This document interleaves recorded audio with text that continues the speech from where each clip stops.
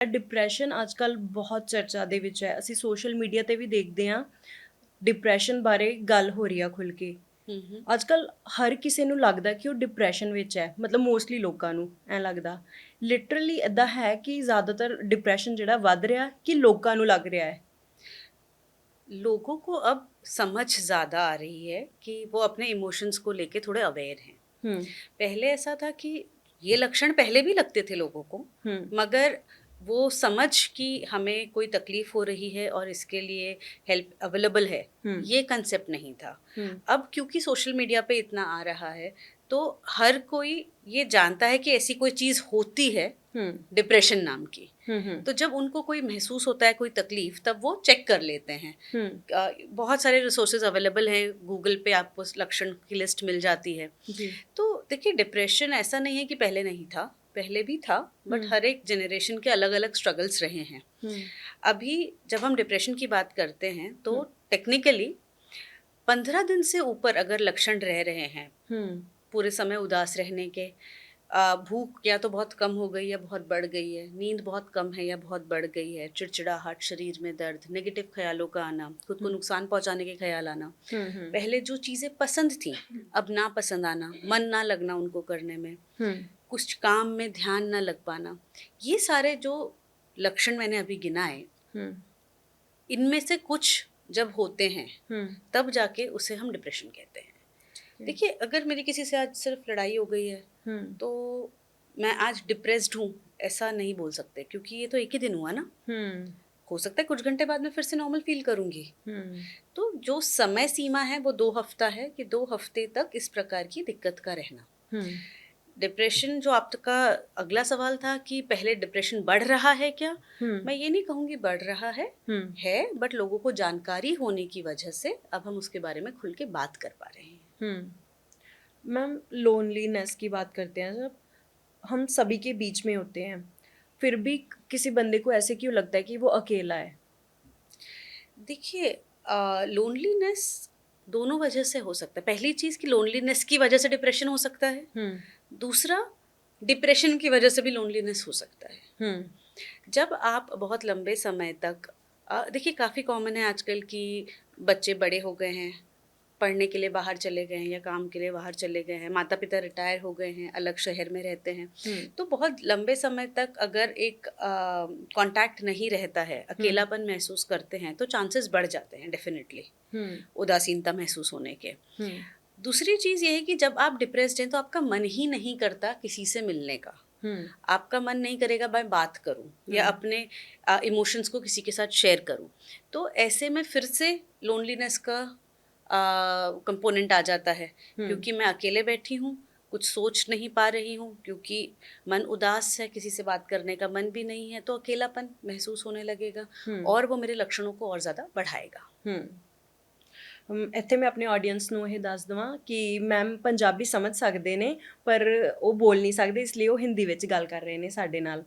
ਔਰ ਮੈਮ ਹਰ ਇਨਸਾਨ ਦੀ ਜ਼ਿੰਦਗੀ ਵਿੱਚ ਅਜਿਹਾ ਇੱਕ ਮੂਮੈਂਟ ਆਉਂਦਾ ਜਦੋਂ ਉਹਨੂੰ ਲੱਗਦਾ ਕਿ ਮੈਂ ਆਪਣੀ ਲਾਈਫ ਖ਼ਤਮ ਕਰ ਦੇਵਾਂ। ਬਟ ਕਿਹੜੀ ਇੱਦਾਂ ਦੀ ਚੀਜ਼ ਹੁੰਦੀ ਉਹਨੂੰ ਰੋਕ ਲੈਂਦੀ ਆ ਜਾਂ ਸੁਸਾਈਡ ਕਰਨ ਮਤਲਬ ਕਰ ਲੈਂਦਾ ਕੋਈ ਵੀ ਪਰਸਨ ਸੁਸਾਈਡ ਕਿਉਂ ਕਰ ਲੈਂਦਾ ਤੇ किਉਂ नहीं करता उस पॉइंट तो?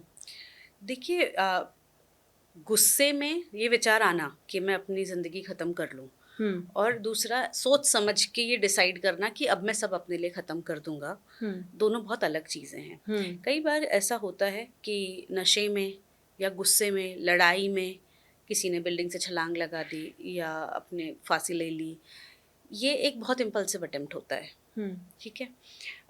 दूसरा होता है कि किसी को पता है कि वो किसी तरीके के फाइनेंशियल स्ट्रेस से गुज़र रहे हैं हुँ, या कोई इस प्रकार की बीमारी हो गई है जिसका कोई इलाज नहीं है, आगे पीछे हुँ, ज़िंदगी ख़त्म होने वाली है।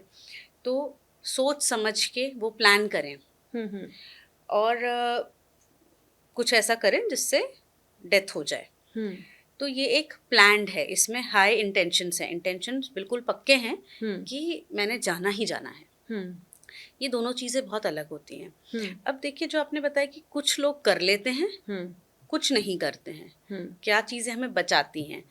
जब एक अच्छा सोशल सपोर्ट हो, फैमिली से हो, फ्रेंड्स से हो, हुँ, आप अपने इमोशंस को बोल के बता सकें, हम्म लाइफ में इन जनरल स्टेबिलिटी हो, हम्म काम के तरफ से, हम्म कमाई के स्रोत की तरफ से, हम्म पत्नी या गर्लफ्रेंड की तरफ से, हम्म एंड इन जनरल चीज़ें ठीक चल रही हों, तो ये सारे प्रोटेक्टिव फैक्टर्स हैं हम्म कि शादीशुदा इंसान है या एंगेज्ड है, मैरिड है, वॉटेवर। जी उसके अलावा फाइनेंशियल स्टेबिलिटी है, जॉब है, परिवार है, फ्रेंड सर्कल है, हम्म आ, उनको बात करना, लोगों से मिलना, मिलनसार जो इसको कहते हैं ना, हम्म कि वैसे इंडिविजुअली प्रोटेक्टेड रहते हैं। हम्म ऑन द अदर हैंड जो लोग डिवोर्सी हैं हम्म या स्पाउस का डेथ हो चुका है, hmm for whatever reason, responsibilities नहीं हैं, हम्म नशा लेते हैं, हम्म इम्पल्सिव हैं, हम्म ये यहाँ पे ज़्यादा चांसेस होते हैं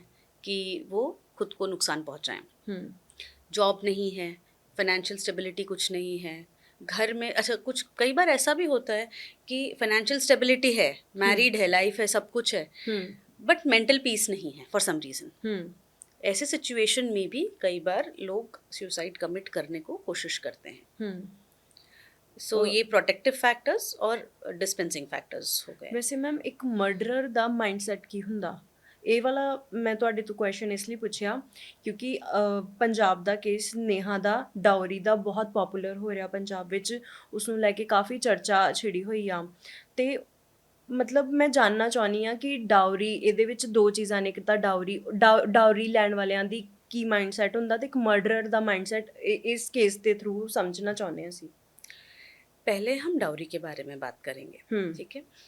देखिए एक माइंडसेट होता है हम्म कि क्योंकि लड़का हमारा है, हम्म हमारा हक बनता है लेने का हम्म डाउरी। हम्म ये माइंडसेट जहाँ आ जाता है, हम्म प्रॉब्लम्स वहाँ से शुरू होती हैं। हम्म काफ़ी घरों में बेटे और बेटियों में फ़र्क किया जाता है, आज भी किया जाता है, ठीक है। बेटे को जिस हिसाब से पढ़ाया लिखाया जा रहा है, बेटी को उस हिसाब से नहीं किया जा रहा है। क्यों? क्योंकि उसको तो वैसे भी हमें डाउरी देनी है। अब अगर ये जो केस है, इसमें डाउरी का एंगल इन्वॉल्व्ड है, बट देखिए इसमें बहुत सारी इन्फॉर्मेशन मिसिंग है। हम एग्जैक्टली नहीं कह सकते कि किसने क्या किया। This is more of a media trial, you know. जब तक कि केस में क्लैरिटी नहीं आती हम कुछ कह नहीं सकते, बट इन जनरल डाउरी का ऐसा है कि जब एक सेंस ऑफ एंटाइटलमेंट है कि हम लड़की वालों से ऊंचे हैं, क्यों? क्योंकि बेटा हमारा है, या क्यों? क्योंकि बहू हमारे पास रहेगी, तो अब उसका उम्र भर ख्याल हमने रखना है, खर्चा हमने देना है। जब ये चीज़ें आ जाती हैं तब डाउरी की डिमांड्स बढ़ने लगती हैं। ज़रूरी ये भी है कि जो पार्टनर है, मतलब बी इट लव मैरिज और बी इट अरेंज्ड मैरिज, जैसे कि अब हम कह रहे हैं कि अवेयरनेस बढ़ रही है, डाउरी के रेट्स कम हो रहे हैं, कुछ पार्ट्स में yes that is true, but बहुत ज़रूरी है कि जो यंगर जनरेशन है, जो अब शादी के एज ग्रुप में है, वो इस बारे में जानकारी रखें और एक स्टैंड लें